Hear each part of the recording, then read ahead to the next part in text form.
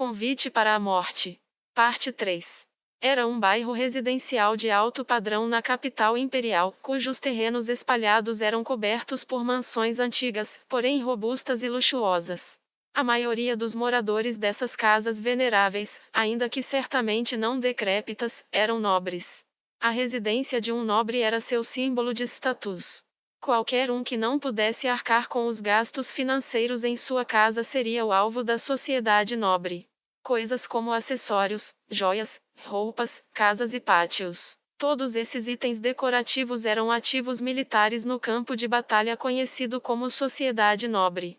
Isso porque esses itens não eram apenas um sinal de riqueza, mas também da amplitude e profundidade de suas conexões. Então, viver em um lar austero era razão suficiente para zombaria. Portanto, a menos que fossem de inclinação militar e não tivessem interesse em questões políticas, os nobres lutaram com unhas e dentes para decorar a si mesmos e suas casas.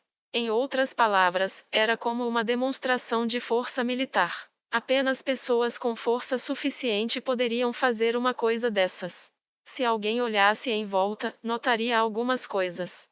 Este lugar era em uma parte da capital imperial com excelente segurança, de fato, era muito tranquilo. Contudo, havia outro motivo para o silêncio da região circundante além da segurança. Também foi porque muitas das casas aqui não pareciam habitadas. Na verdade, ninguém morava em muitas dessas mansões. Eram casas vazias, antigamente pertencentes aos nobres que haviam sido destituídos de seus títulos pelo imperador sangrento e tiveram que abandoná-las quando não puderam pagar a manutenção dessas moradias. Em meio a esse mar de residências vazias, uma mansão ainda era habitada. No entanto, as paredes externas não haviam sido mantidas adequadamente, e parece que alguém havia negligenciado o cuidado com a vegetação no pátio. Os pais de Arte receberam-na com expressões duras na sala de visitas da mansão. Seus rostos exibiam os trejeitos esperados daqueles com educação nobre. E ambos usavam roupas de qualidade superior. Oh, você voltou, Arte. Seja muito bem-vinda. Antes que Arte respondesse, seus olhos notaram o enfeite de vidro na mesa. Era um copo de vinho primorosamente esculpido e irradiava um ar de classe e elegância. O rosto de Arte se contorceu, porque ela nunca tinha visto aquele item antes. O que é aquilo? Oh, isso é do renomado artesão Jean. Não é isso que estou perguntando. Não tínhamos isso quando saí, porque temos agora? É porque eu o comprei esta manhã. Quando ela ouviu o tom casual de seu pai, como se ele estivesse discutindo o clima de hoje, o corpo de Arte tremeu. Quanto foi? Eu acredito que foram 15 moedas de ouro. Barato, não? A cabeça de Arte se inclinou em desespero. Qualquer um teria feito o mesmo, se a dívida que tivessem de pagar aumentasse novamente depois que eles pagassem parte com o depósito para o trabalho. Por que comprou? Como nobres, as pessoas vão rir de nós se não gastarmos dinheiro com essas coisas. Seu pai riu com orgulho, e Arte não pôde deixar de encará-lo com hostilidade. Não somos mais nobres. Aquelas palavras fizeram o rosto de seu pai endurecer e ficar vermelho. Errado! Seu pai bateu com o punho na mesa com um baque. Felizmente, a mesa da sala de visitas era grossa o suficiente para que a taça de vinho mal se mexesse. Arte não se importaria se ela quebrasse, seu pai também não se importaria. Ele teria simplesmente pensado que era uma despesa de apenas 15 moedas de ouro. Quando Arte tentou suprimir a irritação, seu pai continuou amaldiçoando soltando perdigotos. Quando aquele desgraçado morrer, poderemos retomar nosso status de nobre imediatamente. Somos nobres que serviram como espinha dorsal do Império por mais de 100 anos. Como ele pode nos expulsar assim? Isso aqui é um investimento para quando recuperarmos nosso status. Além disso, essa demonstração de força mostrará a todos que não vamos ceder àquele idiota. O idiota é você. Essa era a opinião de Arte sobre o pai que bufava aquele idiota como um bulldog, provavelmente se referia ao imperador sangrento, mas certamente ele não se importaria com uma família tão insignificante quanto a de Arte. Nesta altura do campeonato, tinha que haver maneiras melhores de mostrar desafio do que isso. Porém, seu pai era como um sapo no fundo de um poço, que não podia ver nada que não passasse por cima de sua cabeça. Archie sacudiu a cabeça cansada. Vocês dois, já chega. Os tons relaxados de sua mãe provocaram um cessar-fogo temporário entre Archie e seu pai. Ela então se levantou e ofereceu a Archie um pequeno frasco. Archie, comprei este perfume para você. Quanto custou? 3 moedas de ouro. Ah, obrigada. Agora já são 18 moedas de ouro.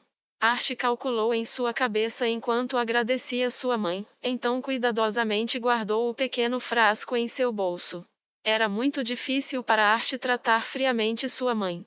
Isso porque comprar perfume ou cosméticos era uma compra muito sensata de um certo ponto de vista. Ficar bela, frequentar jantares elegantes e chamar a atenção de nobres ricos. A alegria de uma mulher era se casar, engravidar, ter filhos e criá-los. Então isso foi muito apropriado do ponto de vista de uma nobre. Investir em cosméticos para esse objetivo não seria um erro.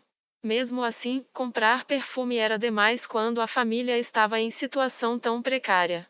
Para efeito comparativo, 3 moedas de ouro seriam suficientes para uma família plebeia viver por um mês. Já perdi a conta de quantas vezes te disse, não gaste sem pensar. Apenas gaste o mínimo necessário para sobreviver. Isso é o que estou tentando te dizer. Foi uma despesa necessária. Archie olhou cansada para o pai, que estava tão zangado que seu rosto estava coberto de manchas vermelhas. Eles haviam discutido assim várias vezes no passado e terminaram inconclusivamente todas as vezes. Por um lado, Archie tinha culpa por ter deixado as coisas nesse estado. Se ela não tivesse pagado as contas de casa tantas vezes, talvez as coisas não tivessem acabado assim, e ela não teria dado problemas a Forezig. Essa vai ser a última vez que verão o meu dinheiro. Vou sair dessa casa e levar minhas irmãs comigo. Seu pai começou a ofegar pesadamente ao ouvir sua voz calma. Pelo menos ele tem noção para saber o que vai acontecer se ninguém trouxer o ganha-pão. Pensou Archie friamente. Se esqueceu de quem pagava suas contas até um dia desses. Já o ressarci mais do que merece. O pronunciamento de Archie foi simples e definitivo.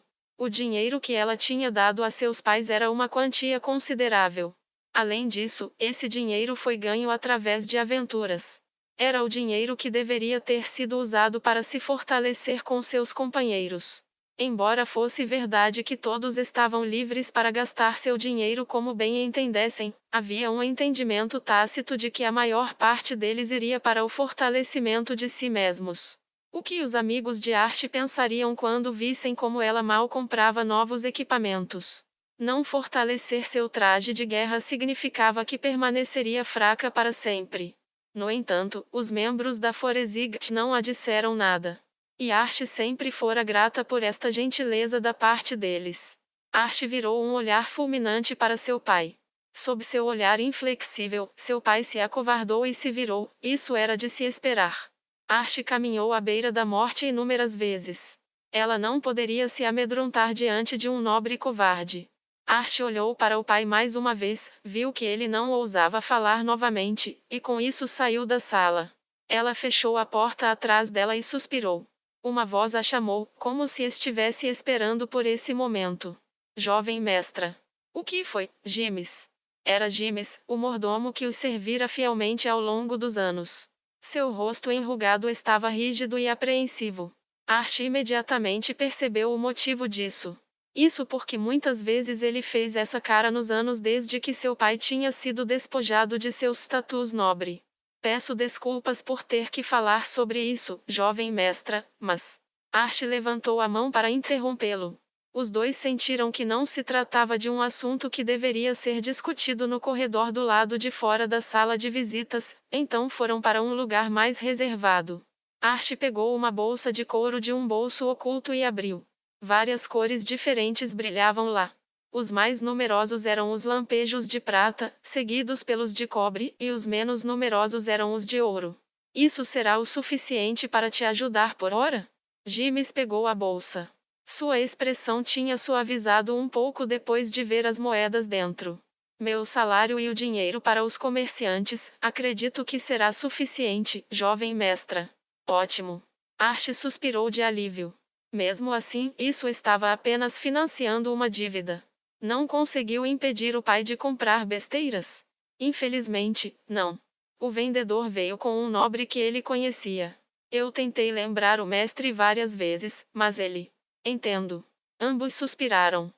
Eu gostaria de fazer uma pergunta.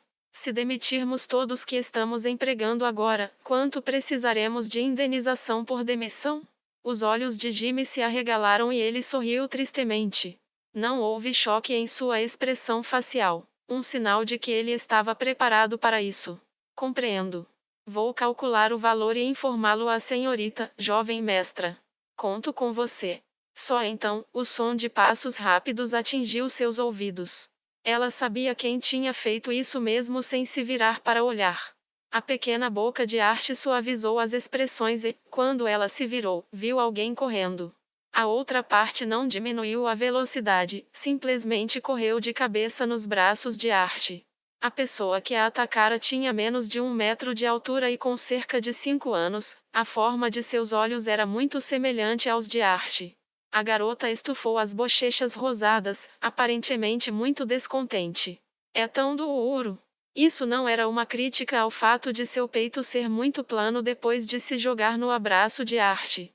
Seu traje constituía de muito couro para fornecer excelente força defensiva. A couraça, em particular, era feita de couro endurecido. Certamente a garota deve ter se sentido como se seu rosto tivesse sido achatado quando ela a atacou de cabeça. Se machucou? Arte tocou o rosto da menina e acariciou a cabeça dela. Não mesmo, Onei-sama. A menina sorriu alegremente e Arte sorriu para a irmã também. Então, eu me despeço. O mordomo partiu, não querendo perturbar as duas e, quando Arte o observou, ela fez um afago na cabeça da irmã. Urei, correr no corredor não é. Arte engoliu as palavras no meio do caminho. Ela queria dizer que correr pelos corredores não era condizente com uma filha nobre, mas Arte já havia dito a seu pai que eles não tinham mais status de nobres. Nesse caso, que mal faria se ela corresse no corredor? A mão de Arte não parou enquanto pensava, e a garota cujos cabelos ficaram bagunçados riu inocentemente. Arte olhou em volta e percebeu que a outra não estava. Onde está a Colderica? No quarto dela. Sei, há algo que gostaria de te dizer. Vamos juntas para o seu quarto. Sua irmãzinha sorriu feliz. Proteger esse sorriso era a sua obrigação. Arte apertou a pequena mão de sua irmãzinha enquanto aquela emoção poderosa tomava conta de seu coração. Arte podia sentir o calor através da mão que era ainda menor que a dela. Onei-sama, sua mão é tão dura. Arte olhou para a outra mão vazia. Ela havia sido cortada várias vezes durante suas aventuras, suas mãos agora eram ásperas e duras, não mais a mão de uma nobre.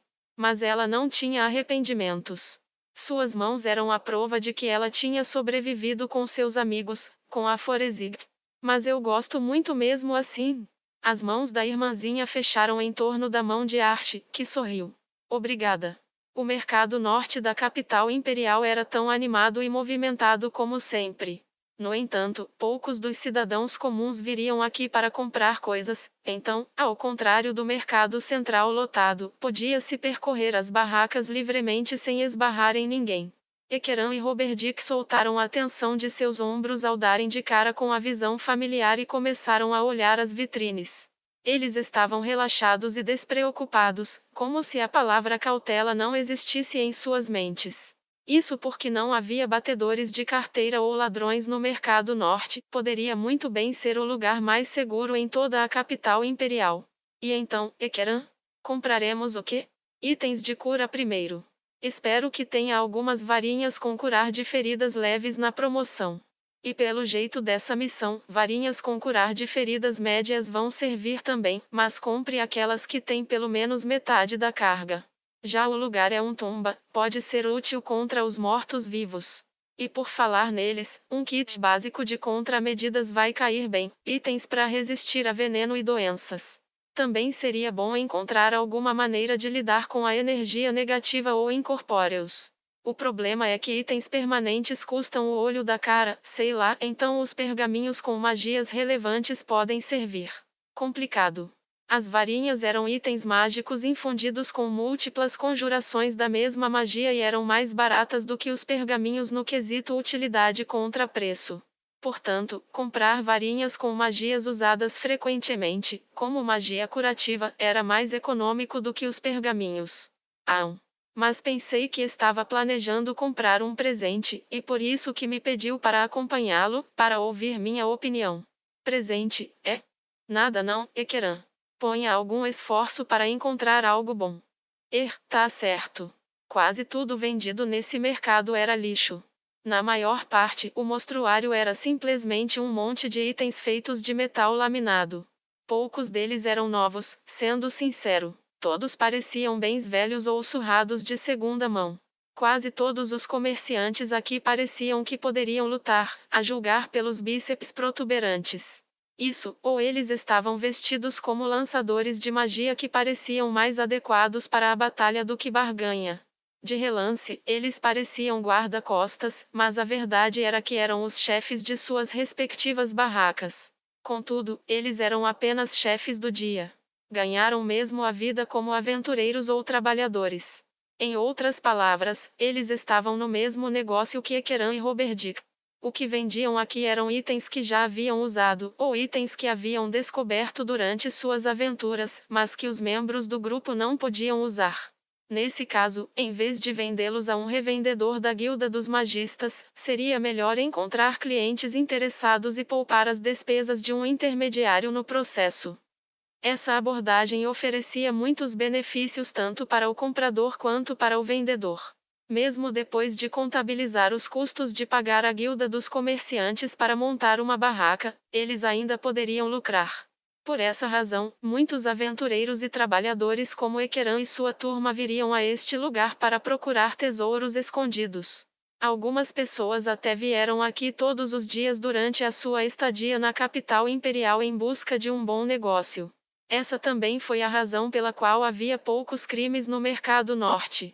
Quem em sã consciência tentaria arrumar confusão com tantos veteranos em combate por perto? Os dois andaram pelas barracas por um tempo. Eles não ficaram desapontados, mas também não estavam contentes. Não achei nada. Nem eu.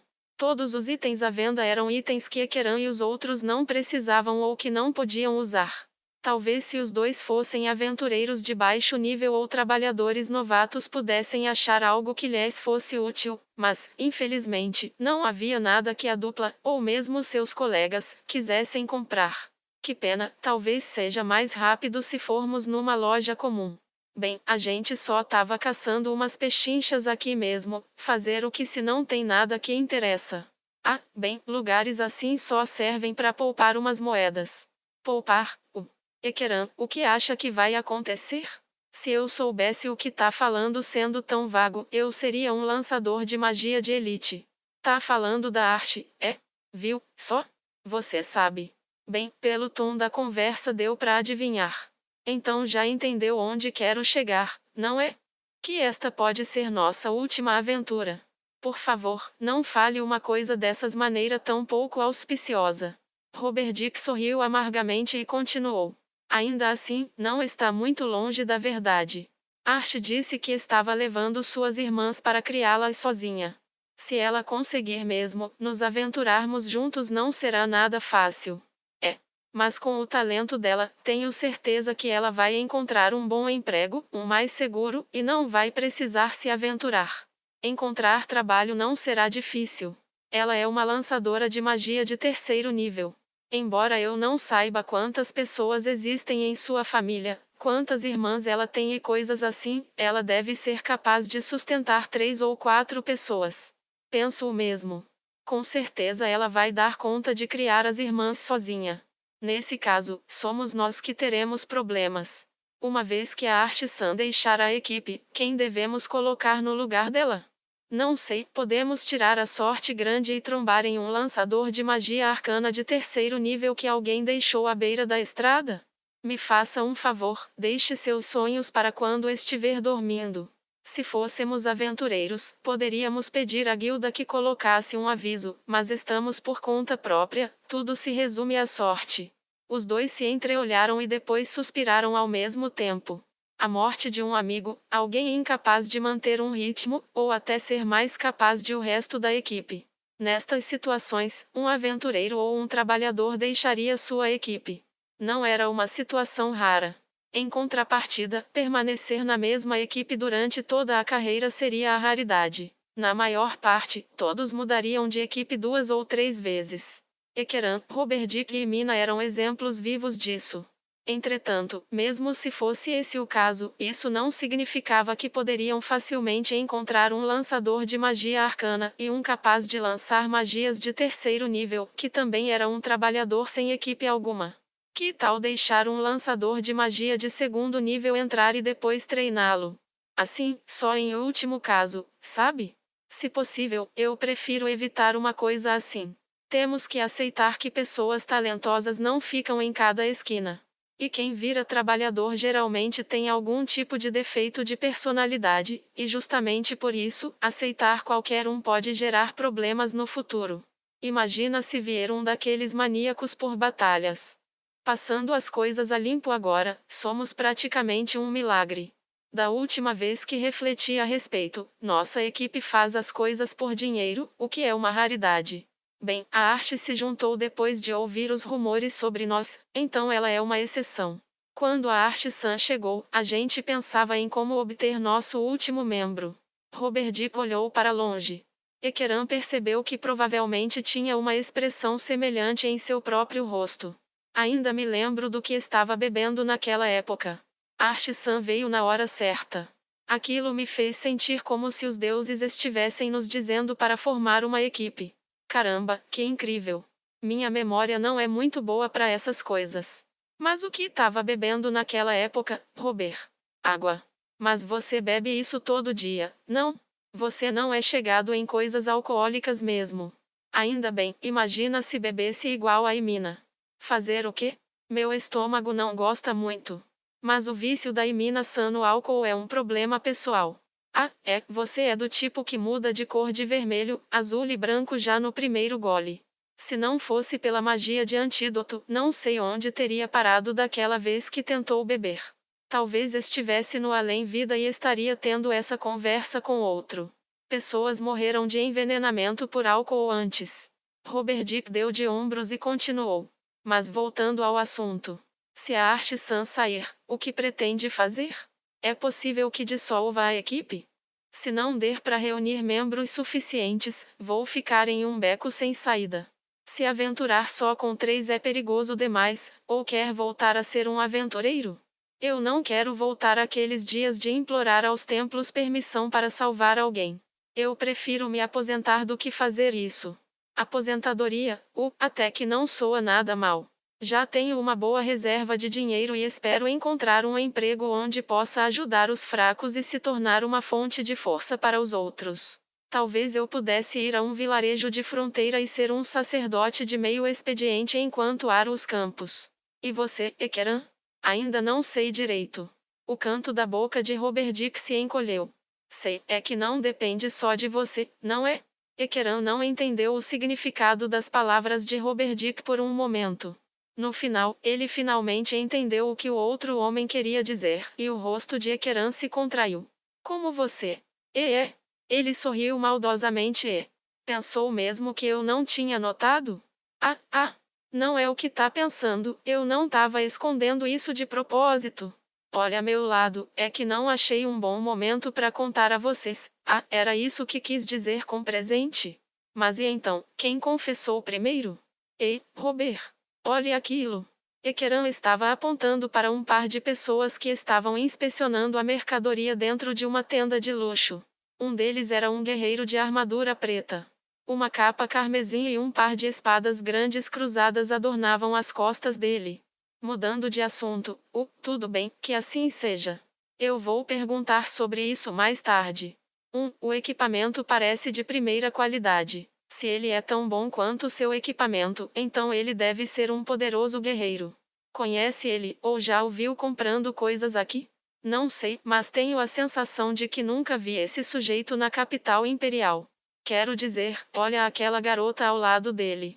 De onde tá não deve dar para ver direito. Mas ela é novidade por aqui. Sim, o ângulo está ruim. Mas me diga, entre ela e a Imina-san, quem é mais bonita? Para com isso. Quer que eu te responda o quê? Tá, digamos que a companheira do cara é mais fofa. E a Mina-san é bela do jeito dela? Entendi.